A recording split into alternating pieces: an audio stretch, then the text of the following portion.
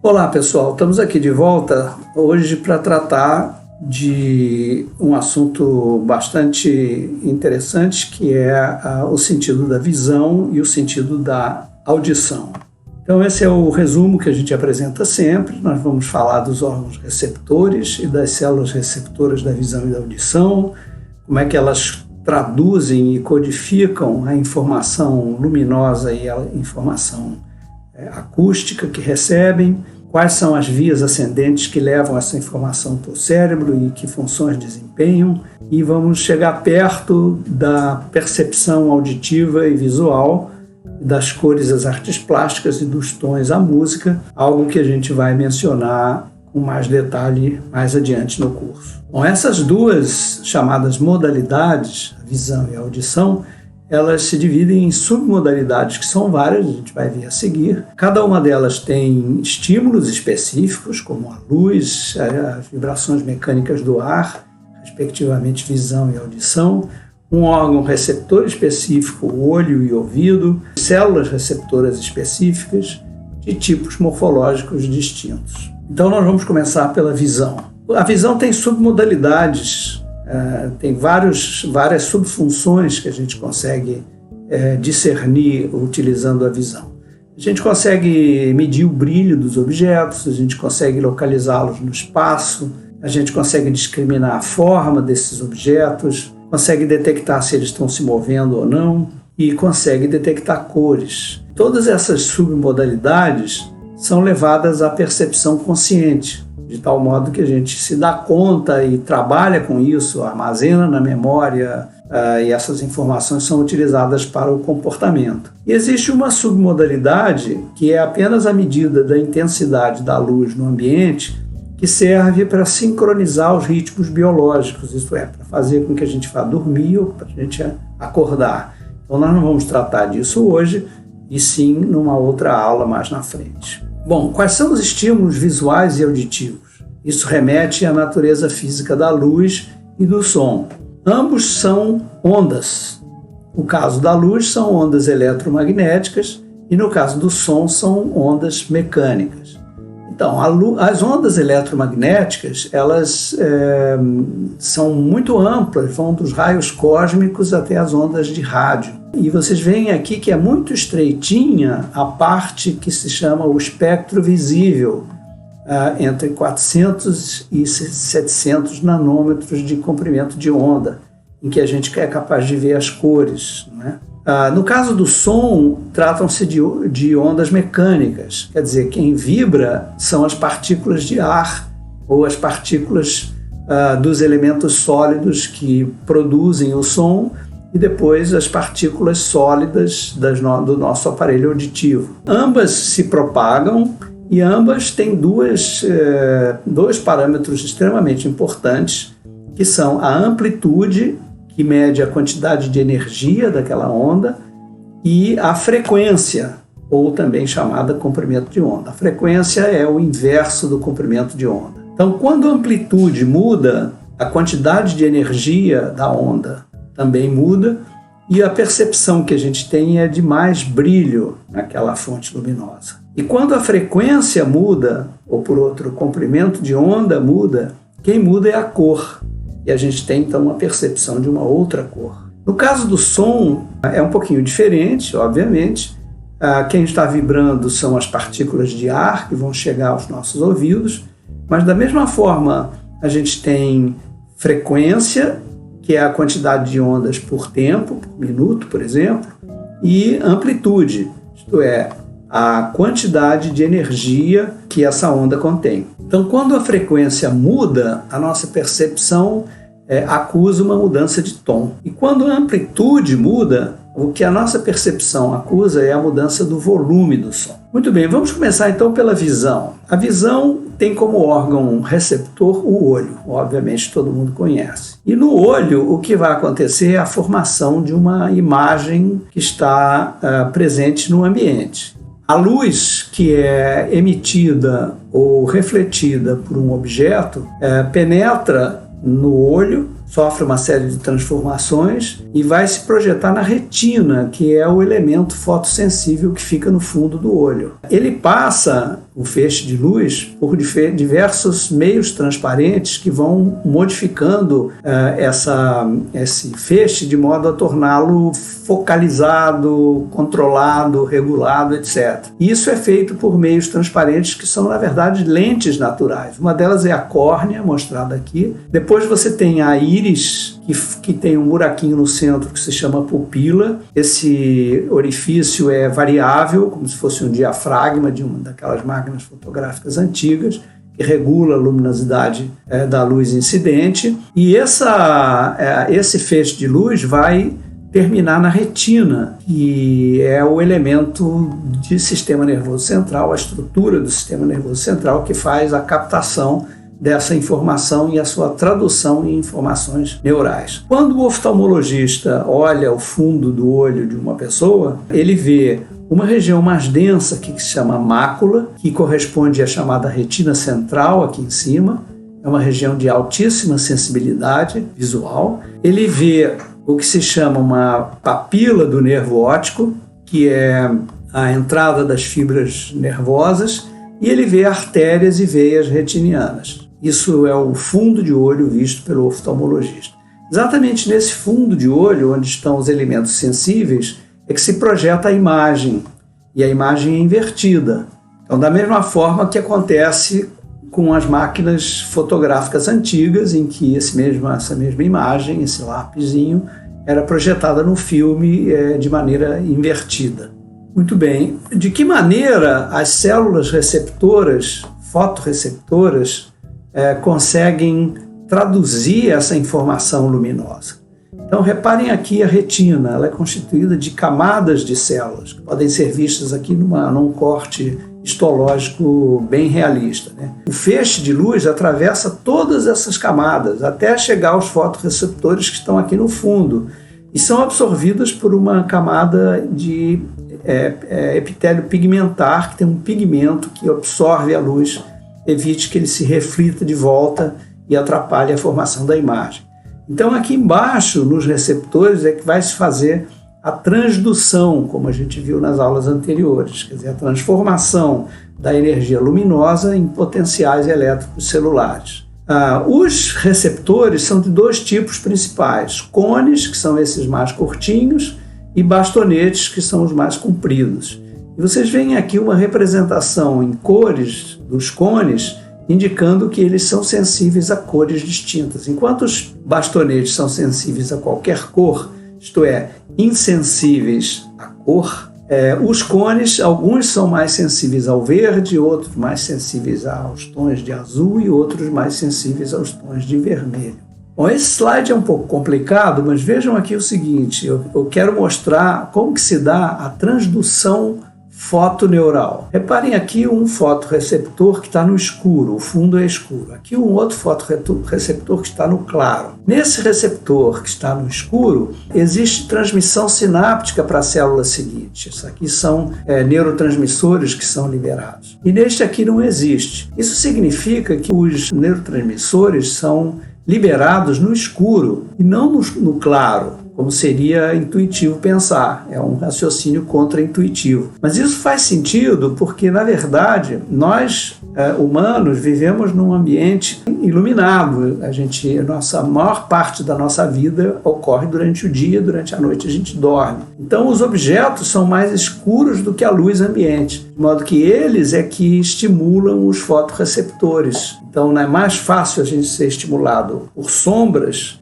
que correspondem aos objetos, que têm tons mais escuros, do que pela luz ambiente, que geralmente é mais clara durante o dia. E dentro desses receptores existem moléculas que captam essa energia luminosa e disparam uma série de reações químicas, como vocês estão vendo aqui, que não tenho condições de elaborar com detalhe, e que fazem penetrar íons e alterar o potencial receptor dessa célula. Os potenciais receptores são mostrados aqui embaixo, eles são negativos, o receptor é hiperpolarizado com a luz, como eu falei antes, de modo que ele se torna menos ativo com luz e mais ativo com sombras. Muito bem, o que acontece depois que a luz penetra a retina e chega aos receptores? Então esse é o caminho da luz. Ele vem de dentro do olho atravessa todas as camadas retinianas e chega aos fotorreceptores. Aí se geram os potenciais aqui nos fotorreceptores,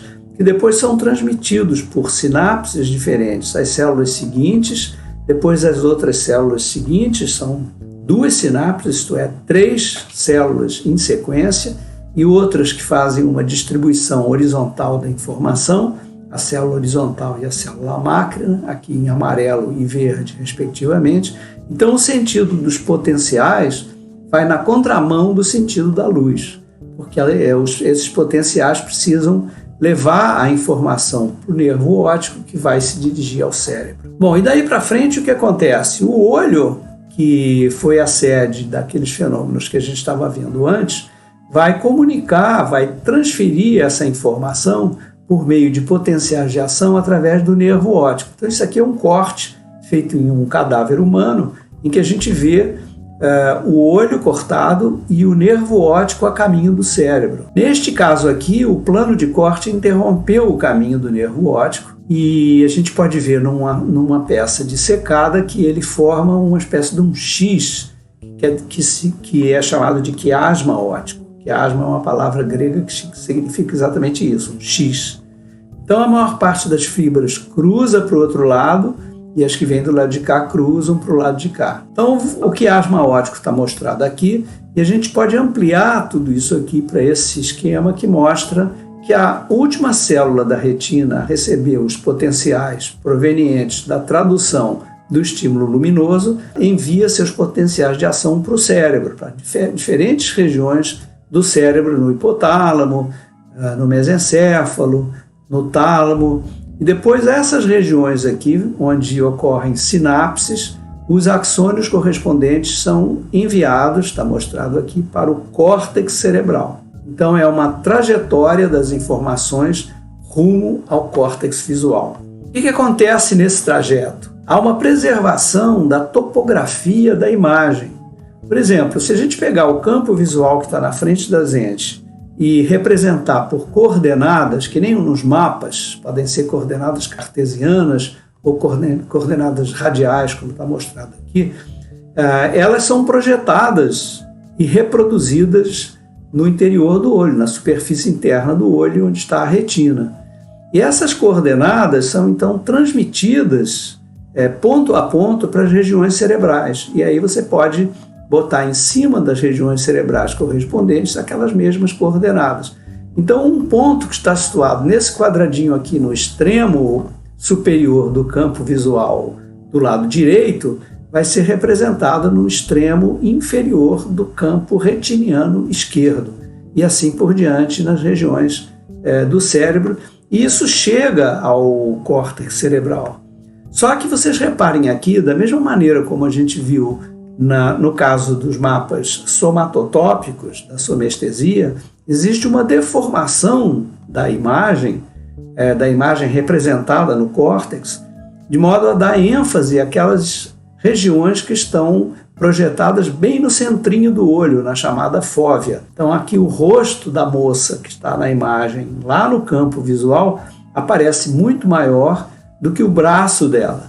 Isso porque é muito mais importante perceber as feições da face da moça, para onde esse indivíduo está olhando, do que o braço que está a uma certa distância e não está interessando tanto nesse determinado momento. Muito bem, quais são as áreas visuais e o que elas fazem? Então essa é uma representação estilizada, mas realista, obtida por ressonância magnética funcional, que mostra nas diferentes cores as várias áreas visuais que ficam na ponta de trás, no chamado polo occipital do cérebro, aqui bem perto da nuca. Então essas áreas têm nomes ou siglas diferentes e elas se comunicam da forma como está representada nessas setas aqui à direita. Então você tem aqui uma via que vai para cima, no sentido do córtex parietal, e uma outra via que vai para baixo no sentido do córtex temporal. Essas são chamadas a via ventral, essa que vai para o córtex temporal, e a via dorsal, que vai para o córtex parietal. Qual é a importância disso? É que a via ventral é responsável pelo reconhecimento da forma e da cor dos objetos. Então, por exemplo, se eu visualizo uma cama, as primeiras regiões a serem atingidas por essa informação correspondente à cama só veem características do objeto, características mais finas, mais analíticas, linhas retas, que são a cabeceira da cama, os pés da cama, etc. Depois, que são bordas, na verdade, né? Depois, essas características começam a ser associadas nos neurônios seguintes. Depois passam a representar formas, aqui você vê a cabeceira da cama inteira, até que você consegue a reconstrução do objeto nas regiões mais temporais. E esse objeto você tem que associar aos objetos representados na sua memória, e aí você vai chamar isso aqui de cama. Então é um processo que vai de mecanismos iniciais analíticos até a síntese do objeto final. Isso é típico da via ventral do sistema visual. A via dorsal é diferente, porque ela leva para regiões do córtex parietal que associam a informação visual com outros sentidos de modo a orientar a posição do corpo. Por exemplo, quando você está querendo colocar uma chave na fechadura, você já coloca a chave na posição em que ela vai estar mais adequada para entrar no orifício da fechadura. Da mesma maneira, quando um goleiro vai defender um pênalti, ele se posiciona de uma maneira a mais favorável possível a pular na direção da bola. Então ele está olhando para a bola, depois a bola vai ser arremessada contra ele e ele vai procurar se posicionar de maneira compatível.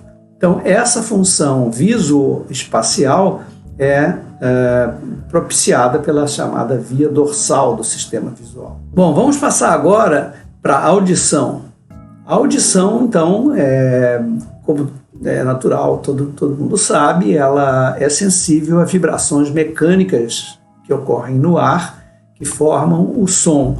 Ela é recebida por um órgão receptor chamado orelha ou ouvido, e por células receptoras que ficam ali dentro, que nós vamos examinar agora. Bom, a audição também tem submodalidades auditivas, né? Então a gente é capaz de discernir o volume de um som, a gente é capaz de discernir um tom, se é um dó, se é um mi, se é agudo, se é grave.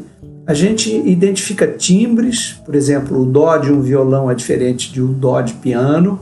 A gente consegue localizar espacialmente o som, se o som vem do lado, de cima, de baixo, etc. E a gente pode perceber sons complexos, como músicas, como a fala humana, etc. Então essas são submodalidades. A maioria delas tem correlatos físicos, porque o som é uma forma de energia, portanto é um elemento físico, né? E cada uma delas tem um mecanismo neural específico, que é responsável por traduzir e codificar essa informação. Bom, na audição, da mesma forma que na visão tudo começa no olho, na audição tudo começa na cóclea. E o que vem a ser a cóclea? A cóclea é um órgão receptor que fica dentro do ouvido, dentro da chamada orelha interna. Então, como é que funciona? Se vocês estão vendo aqui nesse quadro pequenininho, uma orelha, e aí você tem o canal auditivo. No fundo do canal auditivo você tem o tímpano. E aí a gente se transporta para esse esquema que está ampliado e a gente vê que atrás do tímpano a gente tem uma cadeia de ossículos, podem ser vistos isoladamente aqui melhor.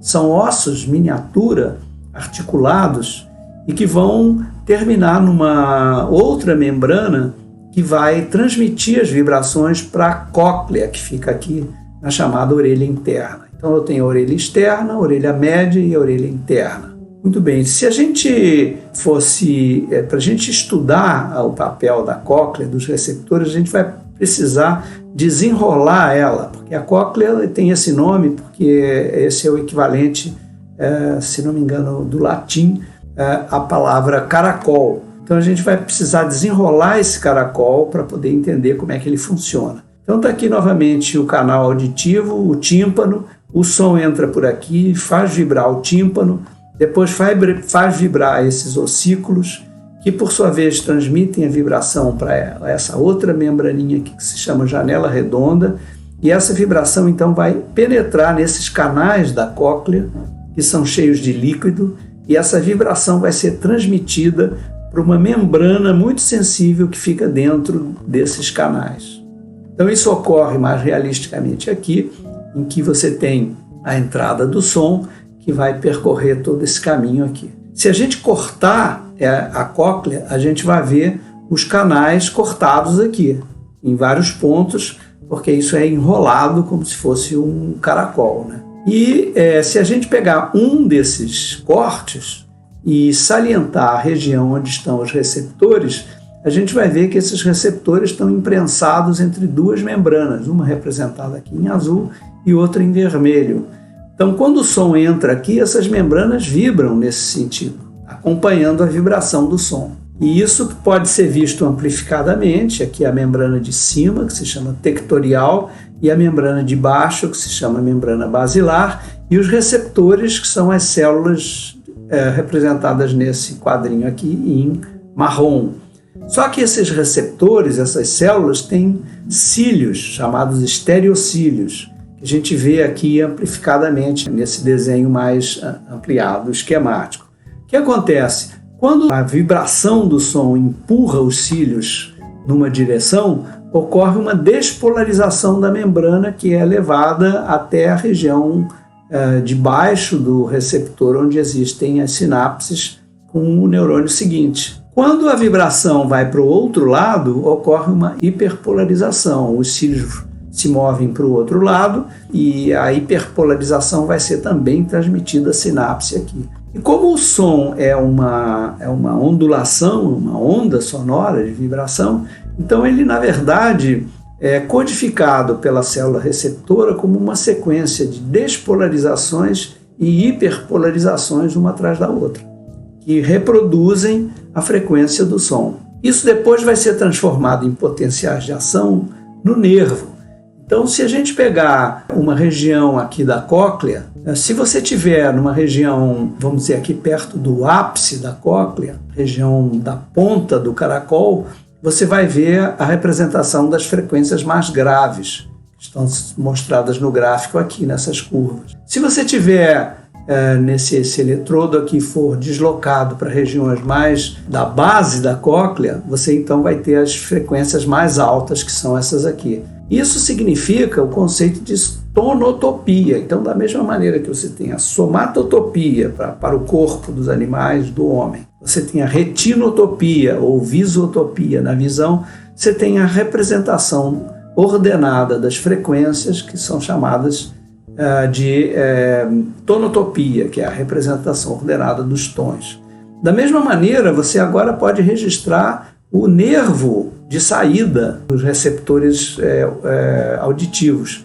E aí você também tem, cada fibrinha dentro do nervo tem uma especificidade de tons. Então reparem aqui uma coisa muito estilizada, que é a cóclea, né? Dela saem os nervos, as fibras nervosas, e aí você tem as baixas frequências saindo daqui, as médias frequências saindo daqui e as altas frequências saindo daqui. Tudo isso compõe o nervo auditivo. Bom, se a gente agora pegar a cóclea desenrolada, a gente vê que as baixas frequências estão representadas no ápice, então ela vibra, a membrana basilar vibra aqui no ápice, enquanto que as altas frequências estão representadas na base da cóclea, que é onde a membrana basilar vai vibrar. Novamente, você tem aqui a representação desenrolada, né? Como se desenrolasse a cóclea aqui, e aí você tem como é que é feita a codificação de volume. Suponha que você tem um som que faz vibrar essa parte da membrana basilar. Se esse som for relativamente baixo, a vibração também é baixa, tem uma amplitude baixa. Se o som for um pouco mais alto, a amplitude é um pouco mais alta também, né? Essa corcovinha aqui aparece com um tamanho maior.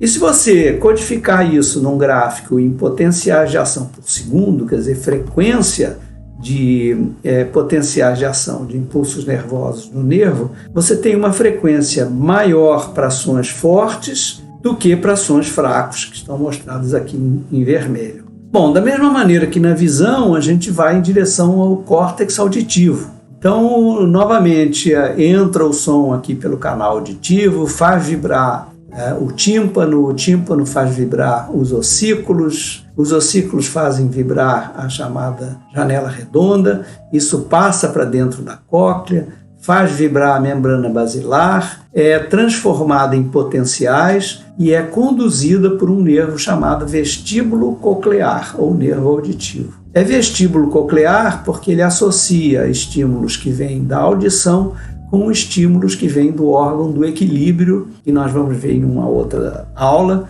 que representa o equilíbrio que a gente consegue manter no nosso corpo. Então, nesse outro esquema, a gente vê os vários nervos chamados cranianos, representados em azul, entrando no cérebro visto de baixo, sendo que o nervo auditivo é esse mostrado aqui, circulado em vermelho. Bom, a partir daí, o nervo auditivo entra no cérebro e vai de sinapse em sinapse, tá vendo? Com uma via ascendente bastante complicada, que não temos tempo de elaborar aqui, em direção ao córtex.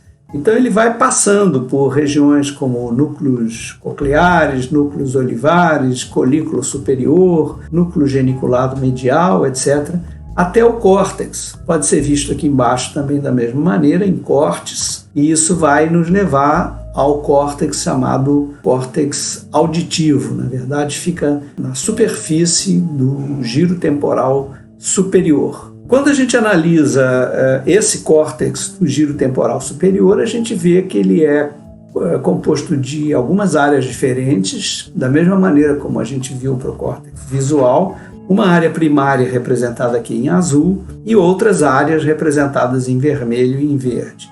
Essa área vermelha aqui nós estamos vendo um corte nessa posição que essa lunetazinha representa. Visto aqui como se o cérebro fosse cortado, a gente vê o interior do sulco e a gente vê a superfície do sulco aqui. Então, eu ia dizendo que essa área representada aqui em vermelho é a área que ouve e decodifica os sons da fala, enquanto que esta outra aqui, azul e a verde, decodifica os demais sons ambientais. Há uma área específica para a fala, para a compreensão da fala, que a gente vai elaborar ou vamos dar numa aula mais posterior. E aqui a representação por ressonância magnética funcional, em que o indivíduo dentro da máquina ouve sons e a gente vê que a ativação ocorre, como se vê nessas manchas amarelas e laranjas, exatamente na região representada aqui esquematicamente. Além dos tons, que são representados tonotopicamente, como eu falei, a cada um dos núcleos que compõem a via auditiva até o córtex, a gente é capaz de identificar timbres. O que são timbres? São conjuntos de tons característicos e que representam todos os sons complexos que a gente ouve normalmente. Dificilmente a gente é capaz de ouvir na natureza um tom único. Só alguns instrumentos, como os diapasões, por exemplo, conseguem emitir tons puros.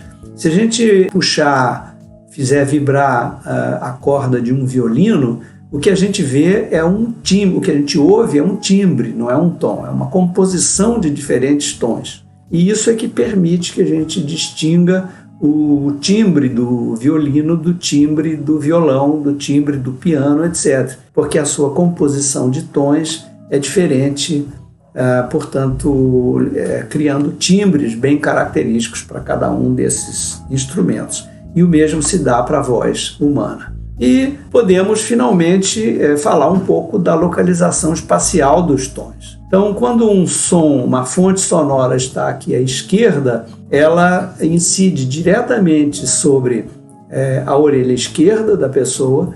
Aqui cria-se o que se chama sombra do som, porque existe a cabeça da pessoa no meio, mas esse som pode ser projetado para cá.